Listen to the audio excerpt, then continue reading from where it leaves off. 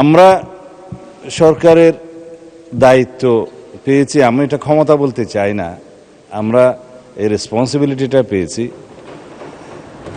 এই বাংলাদেশে কোনো রকমের মফ কালচার আর থাকবে না। এই মফ কালচারের ইস্যুটি একটা ডিফারেন্ট ডিবেট, আলাদা ডিবেট হতে পারত।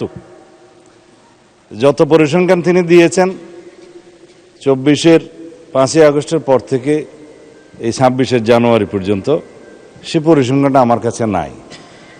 তবে আমাদের কাছে অনুমান আছে।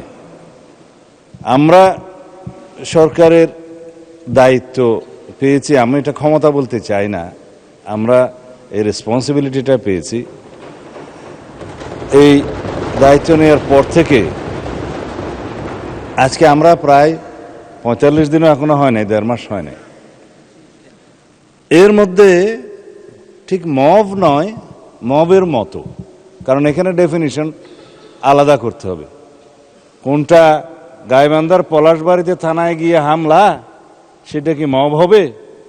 নাকি কোনটা 21শে ফেব্রুয়ারিতে মাননীয় সদস্যের উপরে হামলা হয়েছে, সেটা কি মব হবে? নাকি উত্তরা একটা বিজনেস সেন্টার, উত্তরা স্কোয়ার সম্ভবত নাম, সেখানে ঘেরাও করে দোকানপাট ভঙ্গ করেছে, সেটা কি মব হবে? সব কিছুকে মব বলা ঠিক হবে না।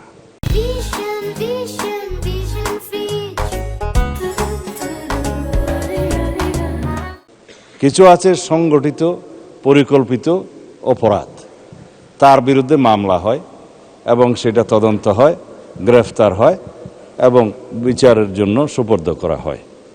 কিন্তু স্পষ্ট উচ্চারণ আমরা করেছি দায়িত্ব নেওয়ার পরে, বাংলাদেশে কোনো রকমের মফ কালচার আর থাকবে না।